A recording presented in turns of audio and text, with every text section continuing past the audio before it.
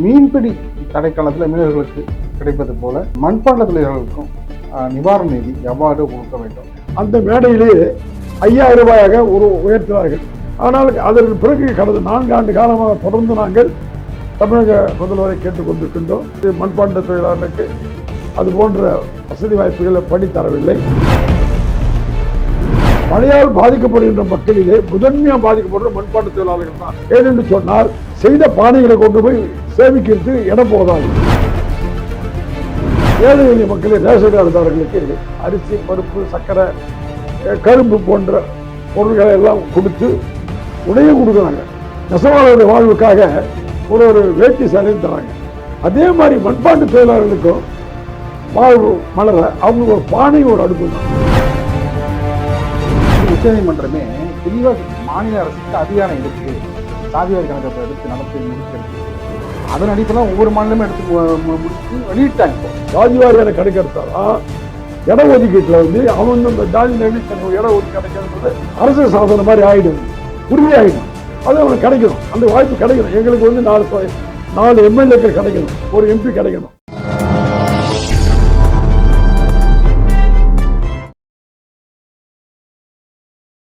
பத்திரிகை.com நேயர்களுக்கு இனிய வணக்கம். இன்றைய நிகழ்ச்சி நம்மோடு சிறப்பு விருந்தினராக இணைந்தே இருப்பவர் தமிழ்நாடு மண்பாண்ட தொழிலாளர் நலவாரிய முன்னாள் தலைவரும் முன்னாள் மாமன்ற உறுப்பினருமான திரு சேமன் நாராயணன் அவர்கள். வணக்கம் சார்.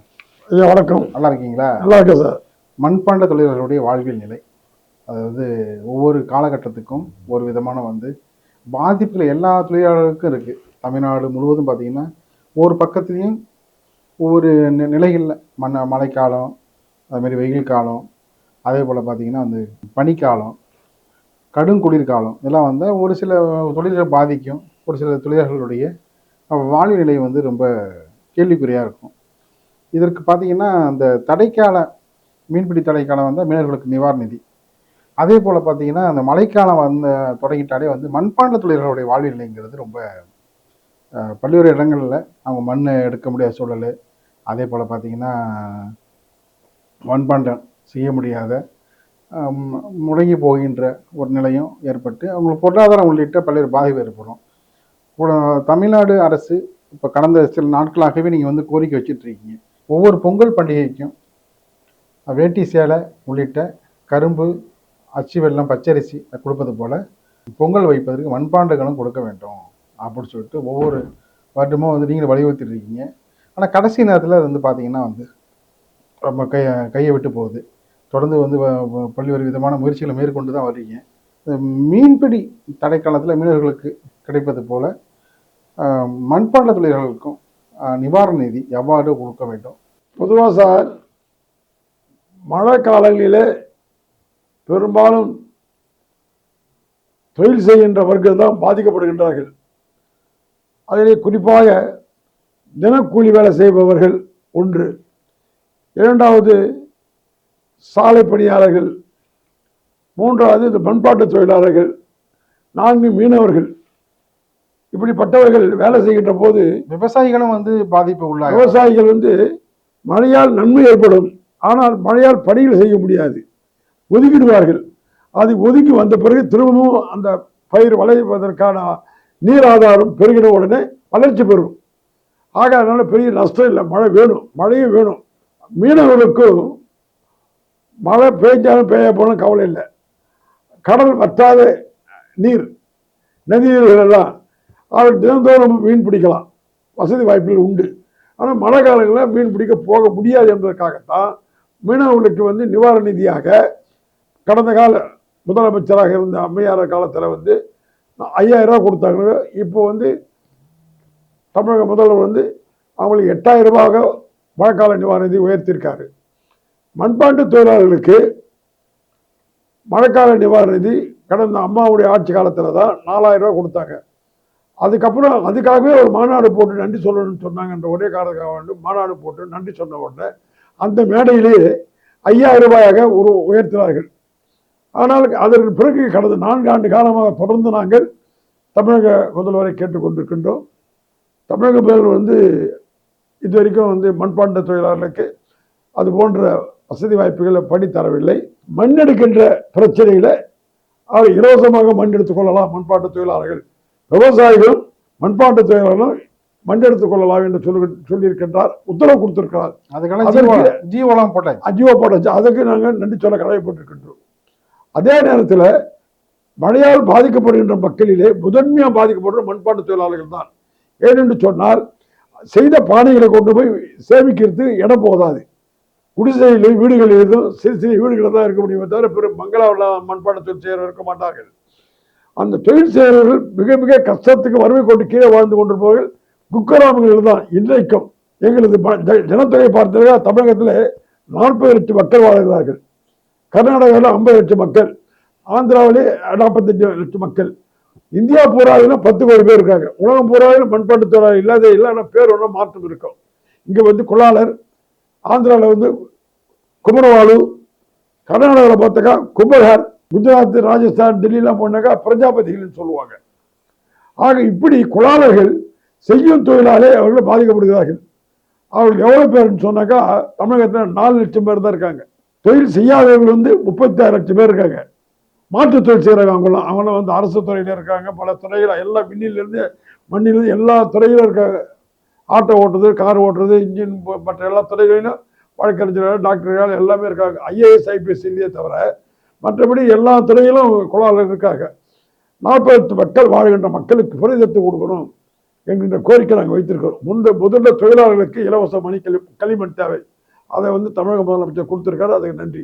எங்களை போன்ற மண்பாட்டு தொழில் செய்வர்களுக்கு மழைக்கால நிவாரண நிதி 10 ரூபாய் ஏற்றவே இல்லை. அதை நாங்கள் ரொம்ப நாளாக வச்சுட்டு இருக்கோம். ரெண்டாவது வந்து பொங்கல் தினத்தில் ஏழை எளிய மக்கள் ரேஷன் கார்டுதாரர்களுக்கு அரிசி, பருப்பு, சர்க்கரை, கரும்பு போன்ற பொருட்களை எல்லாம் கொடுத்து உடையும் கொடுக்குறாங்க. நெசவாளருடைய வாழ்வுக்காக ஒரு வேட்டி சேலையும் தராங்க. அதே மாதிரி மண்பாட்டு தொழிலாளர்களுக்கும் வாழ்வு மலர அவங்களுக்கு ஒரு பானை, ஒரு அடுப்பு தான். இதை நாங்கள் வந்து தொடர்ந்து கேட்டுக்கொண்டே வருகிறோம்.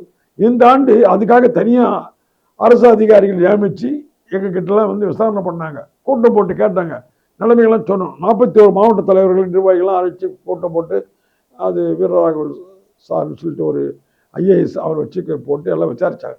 இந்த ஆண்டு கிடைக்க நினைச்சாங்க, கடந்த ஆண்டு கிடைக்க நினைச்சோம், கிடைக்கல. ஆக வருகின்ற ஆண்டிலாவது அந்த மண்பாட்டு தொழிலாளர்களுக்கு பொங்கல் வைப்பதற்கு ஒரு பானை, ஒரு அடுப்பு, அது பெரிய ரூபாய் ஒரு 700 800 தான் ஆகும், 1000 ரூபாய் மேலே ஆகாது. அது உடைய பொருளை கருத, உடைய பொருளாக அல்ல. என்னுடைய தேவையெல்லாம் நான் பிறந்த இந்த குலத்திற்கு நான் சேவை செய்யணும். மாமன்ற உறுப்பினராகவும் நிலைக்குழு தலைவராகவும் கலைஞர் என்னை கூப்பிட்டு தலைமை சொல்லி எனக்கு நலவாரி கொடுத்தாங்க. அதனால் 58,000 பேருக்கு இன்றைக்கு பயன்பெறுறாங்க. போதாது, 4 லட்சம் மக்கள் வாழ்கிறாங்க மண்பாட்டு தொழில். அவங்களுக்கு பலன் கிடைக்கணும். அவங்க என்ன பண்ணணும், எல்லோருக்கும் அனைத்து தொழிலாளர்களுக்கும் மின் சக்கரை தரணும். அனைத்து தொழிலாளர்களுக்கும் இந்த மழைக்கால நிவாரண நிதியை 5000 ரூபாய்ன்றத 10,000 ரூபாய்க்கு தரணும். ஏழை எளிய மக்களுக்கு எல்லா துறையிலும் செய்கிறாங்க, தராங்க. கொடுக்கலன்னா அந்த அரசு கேட்க முடியாது. கொடுக்குற அரசு தான் நம்ம கேட்க முடியும். ஏன்னா கொடுக்குறதுன்றது அது ஒரு கடமையாக தொழிலாக வச்சுருக்காங்க, பண்ணணும். அது எங்களுக்கு மெயினாக எங்களுக்கு தேவை. 3வது எங்களுக்கு ஒரு அங்கீகாரம் வேணும். ஜாதி வாரியான கணக்கெடுத்தால் தான் இடஒதுக்கீட்டில் வந்து அவன் அந்த ஜாதி நிலையில் இத்தனை இடஒதுக்கீடு கிடைக்கணுன்றது அரசு சாசனம் மாதிரி ஆகிடும், அது உறுதியாகிடும். அது அவனுக்கு கிடைக்கணும், அந்த வாய்ப்பு கிடைக்கணும். எங்களுக்கு வந்து 4 MLAக்கள் கிடைக்கணும், ஒரு MP கிடைக்கணும். வருகின்ற தேர்தலில் எங்களுக்கு எந்த கட்சி எங்களுக்கு MLAக்கள் தராங்களோ அவங்களோட கூட்டணி, அந்த முடிவில் நாங்கள் இருக்கிறோம். அது எந்த கட்சி நல்ல கட்சி என்பது அப்போதே நாங்கள் சொல்ல முடியும், இப்போ நாங்கள் சொல்ல முடியாது. உங்கள் தேர்தல் நிலைப்பாட்டே வரவேற்கிறோம். ஆமாம், சாதிவாரி கணக்கெடுப்பில் பார்த்தீங்கன்னா, அதாவது காங்கிரஸ் கட்சியே வந்து தேர்தல் அறிக்கையாக கடந்த நாடாளுமன்ற தேர்தலில் முதன்மையான தேர்தல் அறிக்கையில் இடம்பெற்ற ஒன்று தான் சாதிவாரி கணக்கெடுப்பு. பாஜக கூட சமீபத்தில் சாதிவாரி கணக்கெடுப்பு ஆதரவாகவே நிலைப்பாட்டை கூட எடுத்துக்கிட்டாங்க. காங்கிரஸ் ஆன மாநிலங்களில் பார்த்தீங்கன்னா சாதிவாரி கணக்கெடுப்பை நடத்தி வெளியிட்டாங்க. தெலுங்கானா, அதே போல் பீகார், அதே போல் பார்த்தீங்கன்னா கர்நாடகா, இது போன்ற மாநிலங்கள்லாம் எடுத்து முடிச்சிட்டாங்க. ஒவ்வொரு மாநிலமும் சாதிவாரி கணக்கெடுப்பை எடுத்து தீவிரப்படுத்துறதுல ரொம்ப வந்து முன்பை விட வேகம் கட்டுறாங்க. ஆனால் தமிழ்நாடு அரசு மட்டும் இந்த நிலைப்பாட்டில் பல்வேறு காரணங்களை கூறி அந்த விஷயத்தில் வந்து நீண்ட ஒரு இழுபறியை தொடர்ந்து செய்வதற்கான பின்னணி என்ன?